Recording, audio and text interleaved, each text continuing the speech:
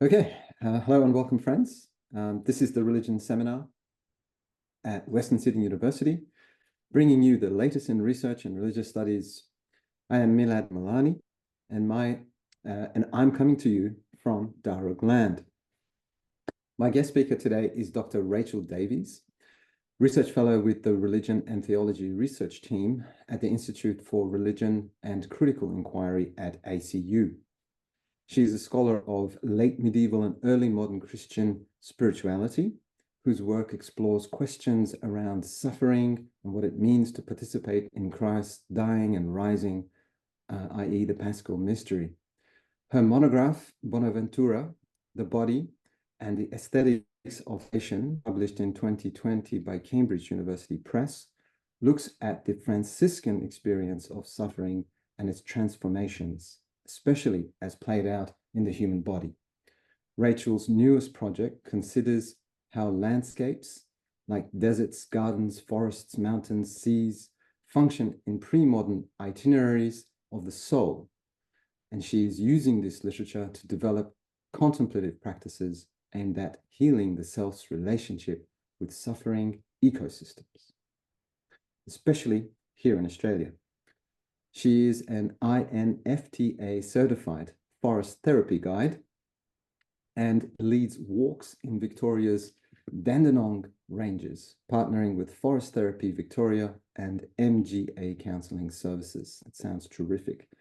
Today, she'll be talking to us about landscapes in Christian itineraries of the soul, a search for connection.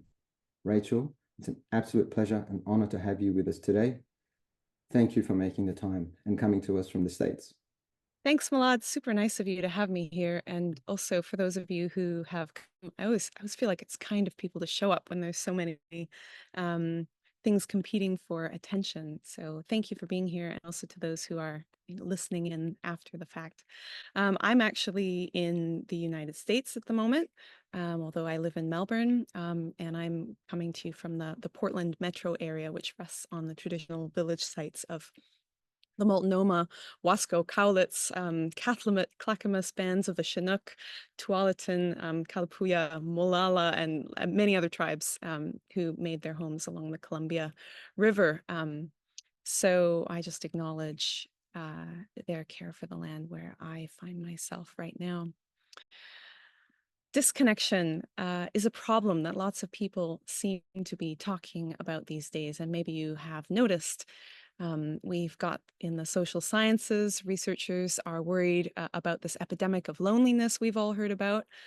For starters, last year, Roy Morgan's State of the Nation report on social connection in Australia released qualitative data and figures showing that 1 in 3 Australians identify as feeling lonely, with 1 in 6 feeling severely lonely. 58% of survey respondents said they don't talk to others about their loneliness, reporting high levels of shame and embarrassment because of how they feel. 69% of Australians surveyed today recognize loneliness and social isolation as a major public health crisis. Increasingly, we're also hearing people talk about feeling somehow disconnected from themselves. And this is an important idea that's been circulating in trauma studies and in popular literature emerging from it. Maybe you've read some of that. There's Gabor Mate's 2022 bestseller, The Myth of Normal, is a recent example.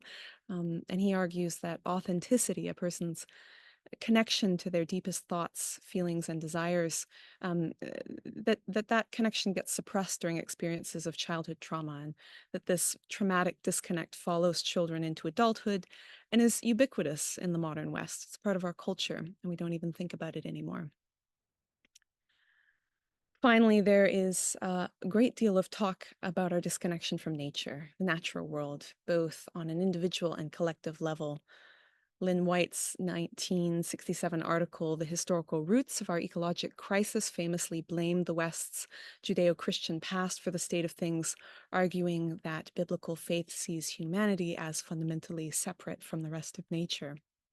And White's argument has grown in popularity over the years as we've grappled with, the rapidly accelerating effects of climate change and many other things. So, against all this backdrop, as Milad mentioned, I've been taking members of the public on walks in the Dandenong Ranges west of Melbourne, where I live, combining traditional forest therapy techniques with my research on spirituality and my study of mystical texts from medieval and early modern Europe. To deliver high impact nature experiences that respond to the feelings of disconnection that my participants come with. And the thing I hope to show you today, if I can, is that what everyone thinks about Judeo Christianity's historic contributions to this contemporary feeling of disconnection that some people seem to have, itself an important but incredibly complex question that I'm still wrestling with myself. There are also neglected resources in the tradition that can help us to reconnect. Specifically, there is the idea running like a thread through Christian mystical texts, the ones that I like to look at, that the project of becoming our fully human selves, or the experience of salvation, as it's often called, involves healing our relationships with ourselves, with other beings, including non-human creatures, and the mystery who holds all things together, God.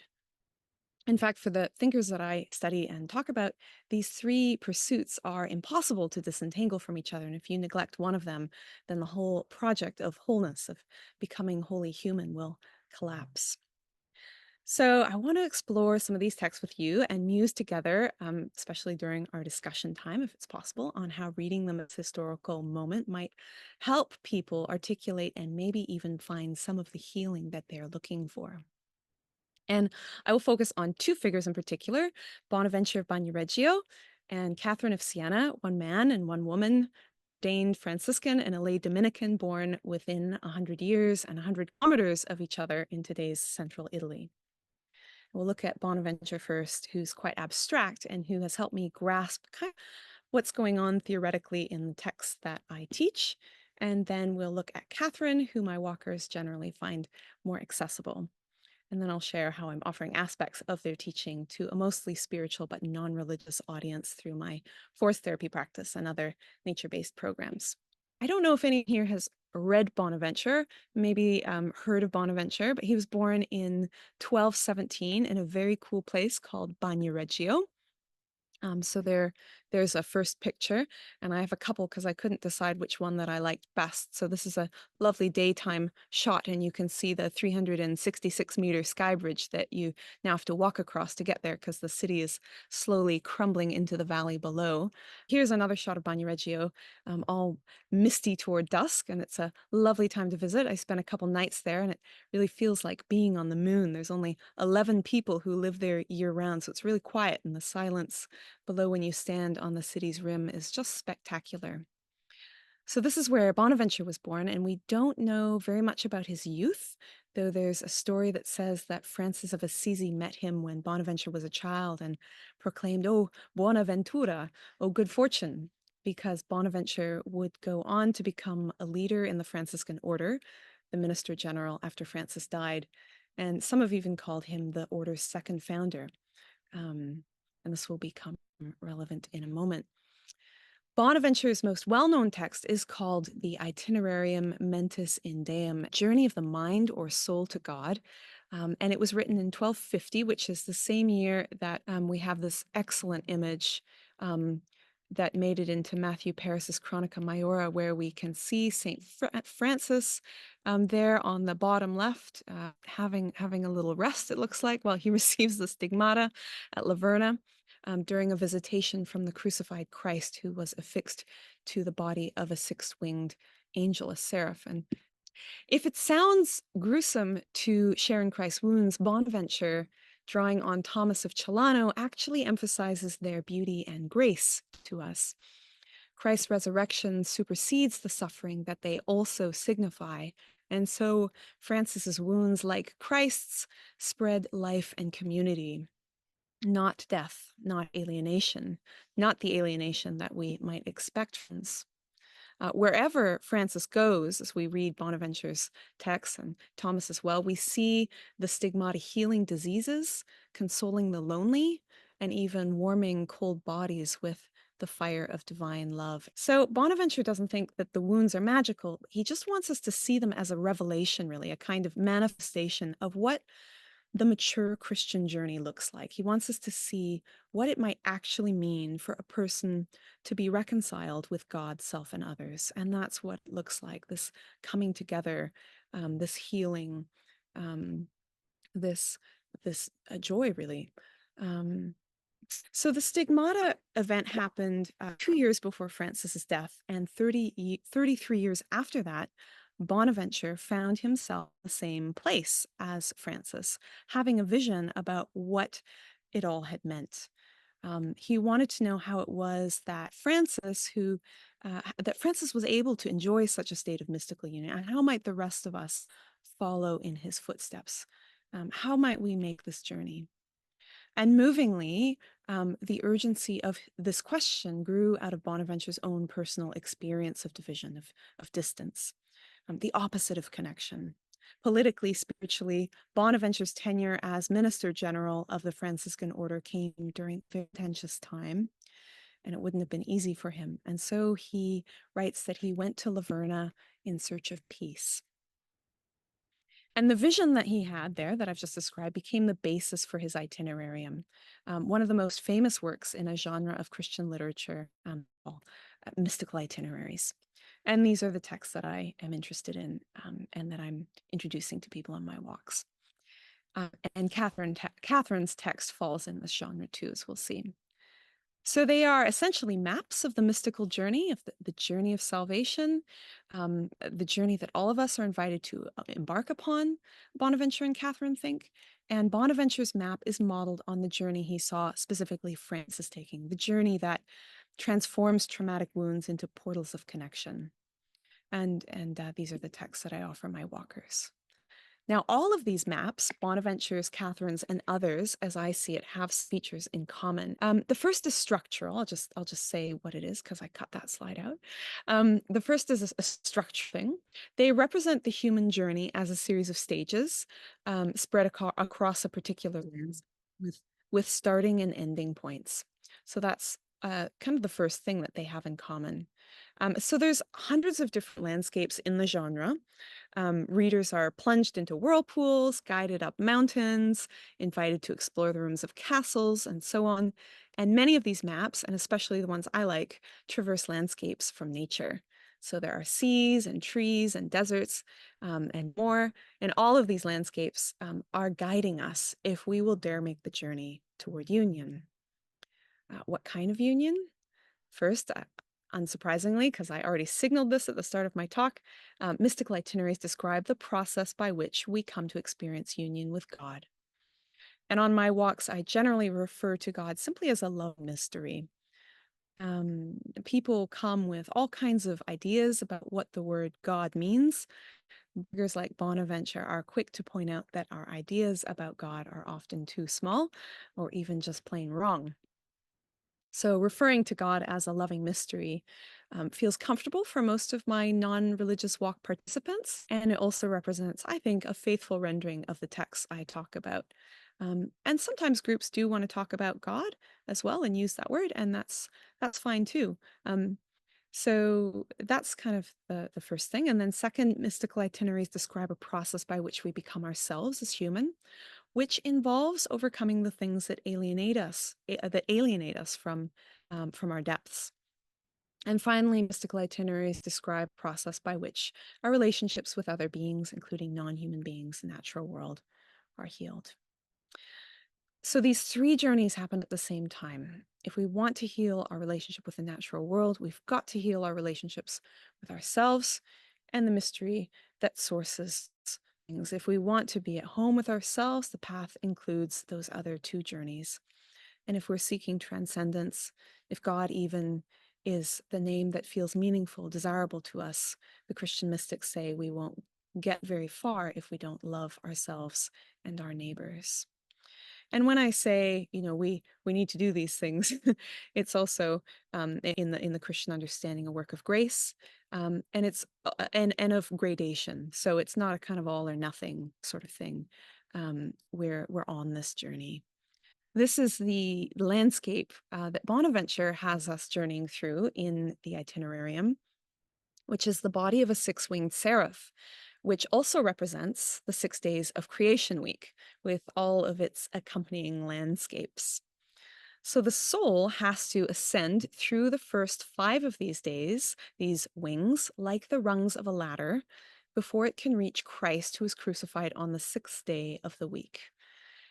So you can look at that picture I have there on the bottom, crawling up those 2 wings, and then the middle 2 wings, and then the upper 2 wings, and I'll talk about those in a moment. And then the circles I have around each of the wings are the days of the week that are represented taken from Genesis 1.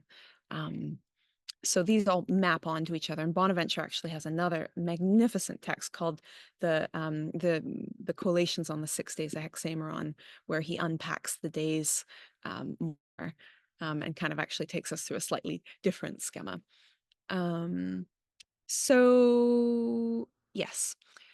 So we're going to the 6th day, and reaching that 6th day, Bonaventure thinks, where Christ was crucified, there we can unite with Christ, and hand ourselves over with perfect trust to God's will, to God's way of seeing and knowing. That's the invitation.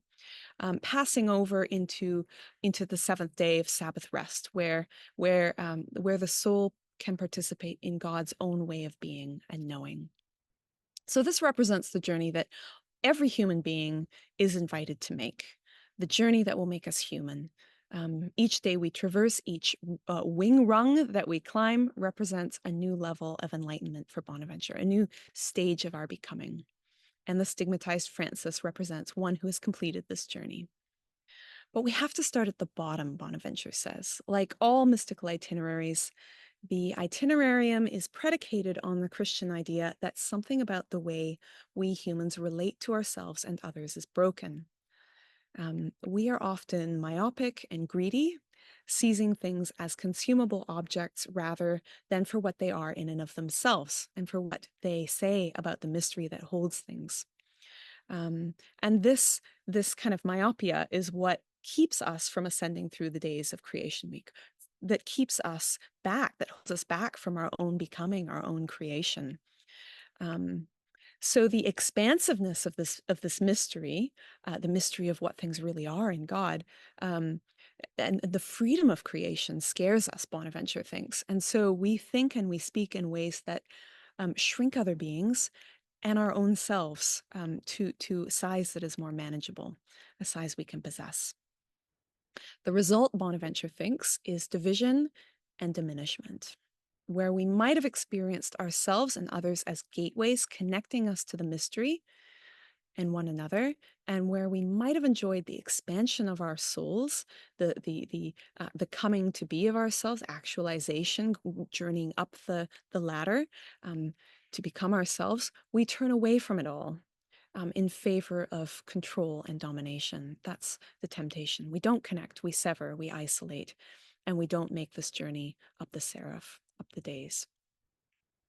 Augustine, Bonaventure's greatest theological influence, calls this disordered love or disordered attachment, clinging to things rather than letting them be free.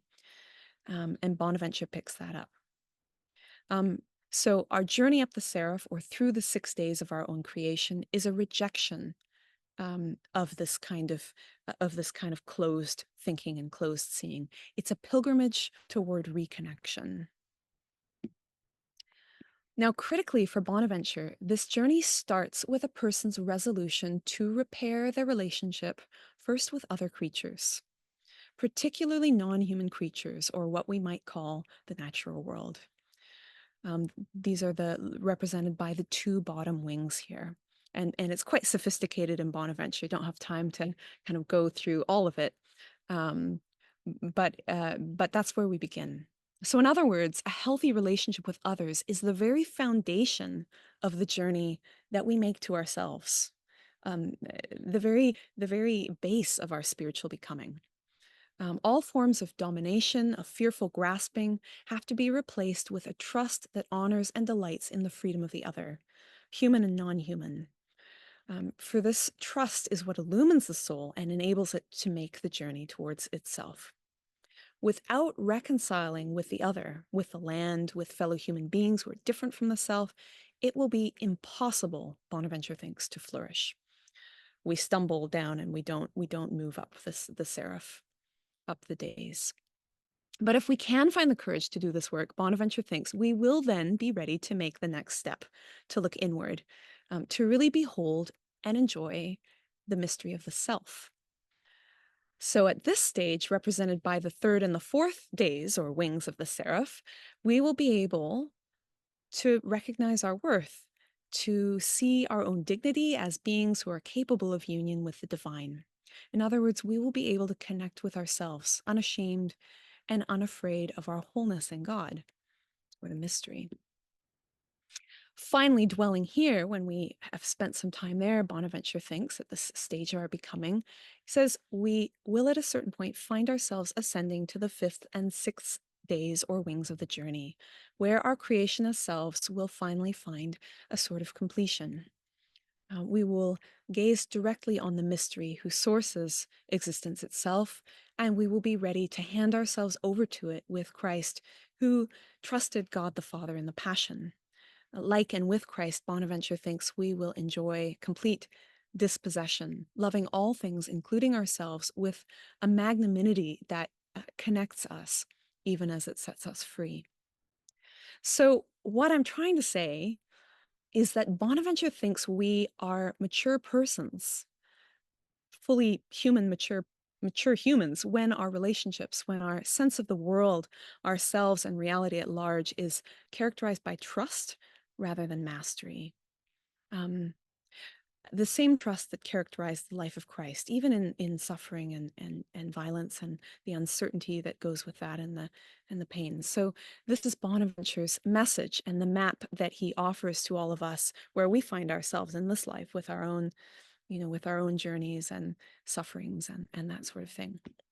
And because Bonaventure is such a systematic thinker, layering the stages of human growth out in such a very sequential way, he's helped me see the logic of less highly structured, more creative mystical itineraries like Catherine's, who we'll turn to in a moment.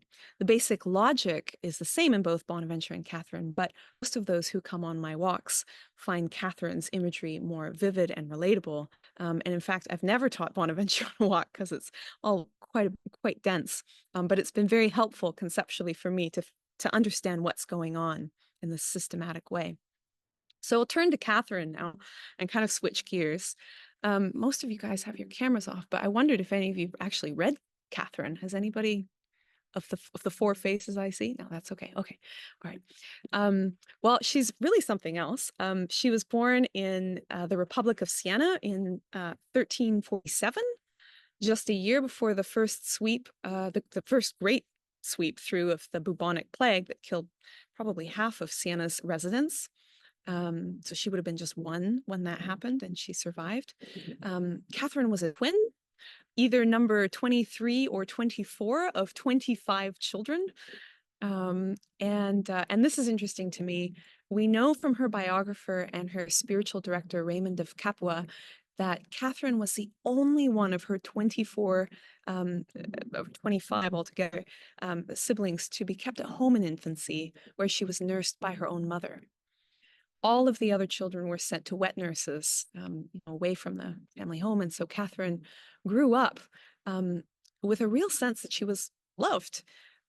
And I think feeling this, as Catherine did, can be a real help when we're trying to make the journey to ourselves, can make the journey more straightforward than it is for someone like, say, John of the Cross, who I really love, and who suffered a lot of trauma in youth, and whose mystical itineraries, I'd like to argue in a paper one day, are correspondingly more complex.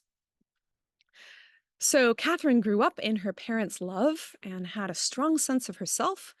She consecrated herself to God as a young child and announced that she would not get married. She joined the Third Order Dominicans in her late teens, and lived in her parents' home, but in strict solitude for a couple of years before pivoting to a kind of a spiritual practice that included very generous and intense service to the poor, the sick, caring for her family, and also getting involved in a lot of social and political issues. She was a real force of nature, for a woman in her day. And just as a human in general, she was pretty impressive.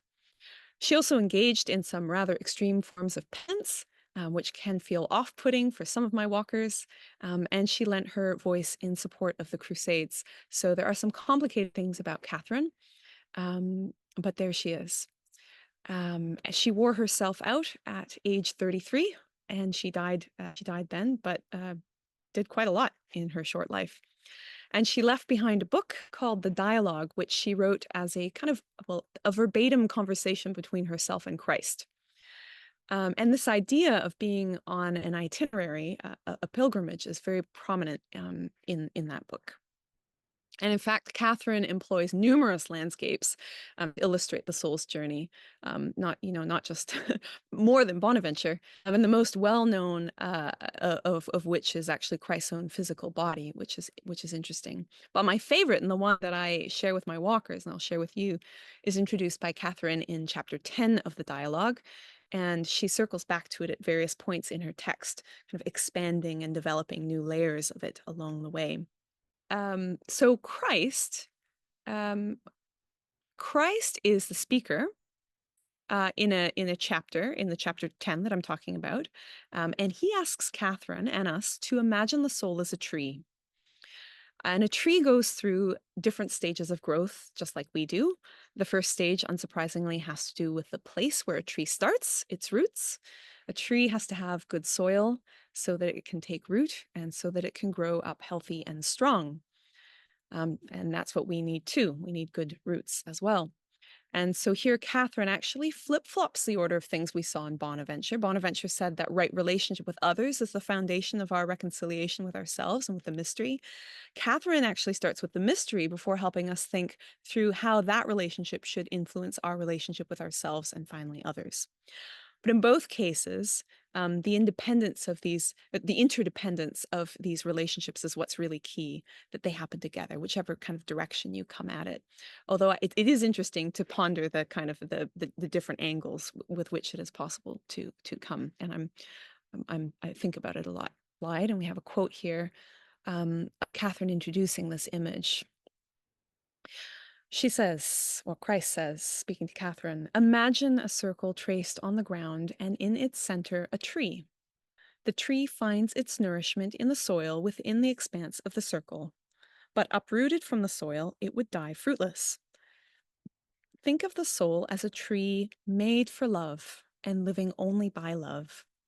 The circle in which this tree's root, the soul's love, must grow, is true knowledge of herself, knowledge that is joined to me, who, like the circle, have neither beginning nor end. This knowledge of yourself and of me within yourself is grounded in the soil of true humility, which is as great as the expanse of the circle. But if your knowledge of yourself were isolated from me, there would be no full knowledge, there would be no full circle at all. Instead, there would be a beginning in self-knowledge, but apart from me, it would end in confusion. So here's Catherine's tree landscape, embellished with some extras that Catherine adds later in the dialogue. And I'll just take you through it here for a few moments. First, there is this soil of humility, which is planted down in the valley of humility. It's kind of sloping downward like this. And you can see the kind of circle here that the root is planted in. So the tree of the flourishing self, Catherine wants to say, which Christ describes as the soul's true knowledge of herself, knowledge that is joined to me, who's like the circle that has neither beginning nor end. This is where we're planted, Catherine says. And circles were a common symbol of eternity for medieval writers. And so here Catherine is saying that in order to flourish, we have to come to know ourselves as the divine nature knows us, as the mystery knows us. We have to know ourselves, that is, without restriction, without these kind of self-limiting patterns of domination and control that Bonaventure, that we saw him also urging his readers to reject. So this is where she says, if you begin only in self-knowledge, it will end. It will. Yeah, but you have to begin with kind of the knowledge of the mystery, and then know yourself in there, and then your knowledge of yourself will be expansive. And And for Catherine, as for Bonaventure, this really means knowing ourselves as loved, because the ground of being, of our being, is love. Because for them, God, the mystery, is good, is loving.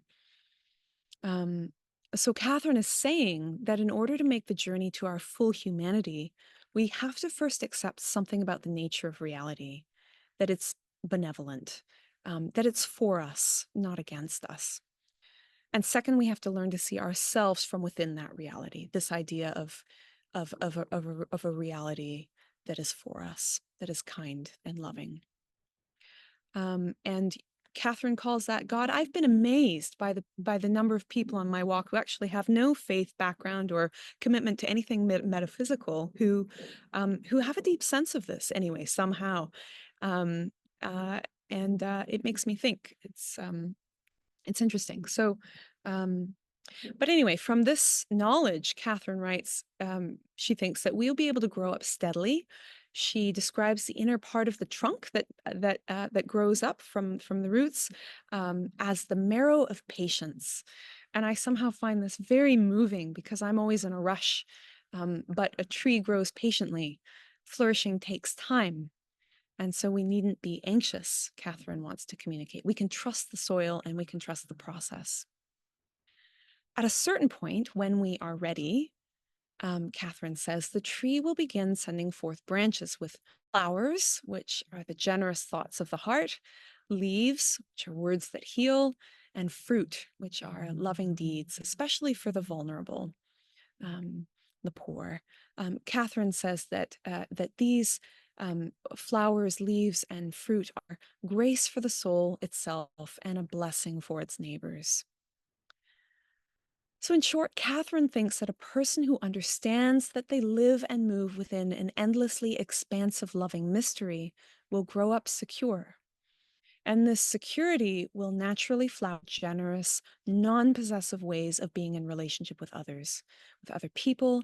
And I would argue, looking at Catherine's logic and her resonance with Bonaventure, for whom this is more explicit, also with non-human creatures, everything that exists, really. Catherine's Christ puts it to her and to us like this, saying that the soul loves everyone with the same love she sees herself loved with. And this is why the soul, as soon as she comes to know me, reaches out to love her neighbors.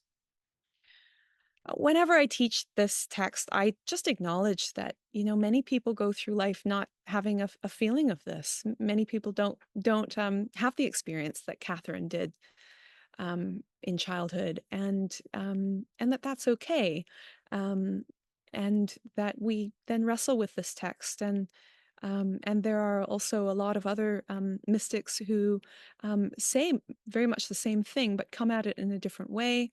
Um, uh, but many people, even who come with deep wounds, do find a way to connect with this in ways that sometimes surprise me. So that's Bonaventure, and then Catherine. So then there's the question of how all of this is informing my forest therapy practice and how it is nurturing felt experiences of reconnection among my participants. And some of this is quite mysterious to me. I'm trying to figure it out. But it must be admitted that much of the benefit does come simply from being in nature. So forest therapy, or Shinrin-yoku, forest bathing, you may have heard it called, when it's led correctly, is an evidence-based public health practice that can lower blood pressure, reduce anxiety, and even stimulate the production of natural killer cells that support immune function and fight disease. So it's really great, and you should all try it if you haven't already. The practice began in Japan during the 1980s in response to chronic stress among workers. And it's enjoying funding as a form of preventative medicine in Japan and South Korea. It has some, coming from Japan, it also has some Shinto roots that I would like to learn more about, which are great. I think in Sydney, there's a great practitioner who talks about this.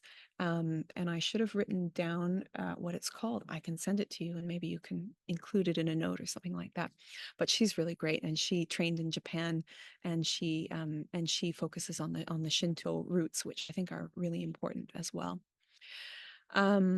where I live in Victoria, increasing numbers of people are using their NDIS funding to participate in forest therapy activities, and Parks Victoria has become a major voice of support for the practice as well. I'm not sure how that is in New South Wales, but so forest therapy is really good for you. But a lot of my walk participants who know what I do come seeking transcendence.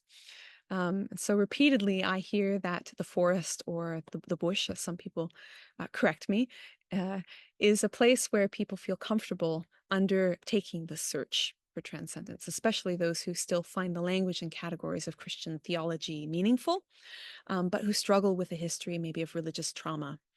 People express gratitude for the chance to encounter spacious mystical themes that were perhaps excluded from their faith formation as children or at church. Um, and I've been astonished by how healing the inclusion of mystical texts has felt for people. In a survey of 65 participants this year, they took through an average of 4.63 out of 5 indicated when I asked them to let me know how important the theological and spiritual intervention was to their experience. They gave me that number as, yeah, like 4.63 out of 5. So I was happy about that. And comments include statements like, I feel more content sitting with the unknowing, which is just great. Just accepting things as they are. And I find that so encouraging because that's really what I would like to help happen. Another comment, I can see how this would be so valuable for therapeutic healing in so many contexts. I feel very relaxed and connected to my whole self. So I myself have come away from some of these events deeply moved by what people have shared with me, the depth of connection that people have reported feeling with themselves, with each other, and with the land. And so my strategy for nurturing this has been twofold. First, I have used forest therapy techniques and the kind of content I've just been exploring with you to help bring people into closer proximity with themselves, the bush, and the mystery. And I try to help people pay attention to the web of relationships that writers like Bonaventure and Catherine think we are all a part of. And it's easier to do this under the trees than in a classroom. Introducing the image of the soul as a tree simply feels more impactful, more immediate when done next to a tall mountain ash in Sherbrooke Forest. Second, I facilitate activities aimed at helping participants let go of certainties or physical and spiritual mastery. Activities that promote trust within the group, between participants and their own bodies and minds, and between participants and the land. And the mystery is always there lurking through my presentation of the text and ends up meaning different things to different people, as I've mentioned. My walks are typically 3 hours long, and they begin with a general introduction to the mystic who is accompanying us. And I try to humanize the mystic a bit to make them relatable. And I call them my theologian colleagues who are hearing me talk about the mystics. They might not like that so much, but nobody wants to go for a walk with the theologians. That's boring. So I say we're walking with the mystics. So then I introduce the particular landscape that this mystic or theologian is using to talk about the self's journey, what the journey itself is all about, and sometimes that might be a garden. You know, Teresa of Avila, I do the garden, a river, I do with Marguerite Perret, mountain, John of the Cross, or Catherine's case, a tree, and there's more walks that I do as well. So people just really seem to seize upon this language of connection. It really connects with people. I then lead the group, which is usually 12 people would be like my absolute upper limit. Smaller groups are better, and I will lead them through a sequence of movements aimed at tuning the senses, the physical senses. And if I am teaching Catherine, for example, I might invite people to imagine themselves as a tree with roots growing down into the solid earth, tapping into love, to envision the mystery of love surrounding and sustaining their root system, what that means to them, what that feels like, how it supports their sense of self, to let themselves be seen by that love insofar as they can or are able, or to even see themselves with that love, or maybe simply to notice any desire to be seen that way if it feels too hard um, at the moment. The desire to be loved and to be open to that possibility. And then the next 2 hours generally involve what my forest therapy training called quiet aware walking, as well as sitting and sensory activities designed to slow the nervous system and promote mindfulness.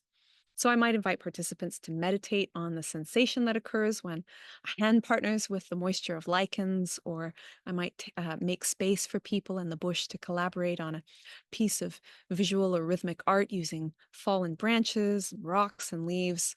And I'll usually try to connect activities with different stages or physical landmarks outlined by the mystic we're walking with, introducing different aspects of their teaching at important moments in my sequence. And of course, I'll leave good time for sharing within the group. So that's a bit about what I've been doing with my practice and how I've been using the research that I shared with you at the beginning to inform it. I'm out of time now, which is great, because I'd love to know what you think about it.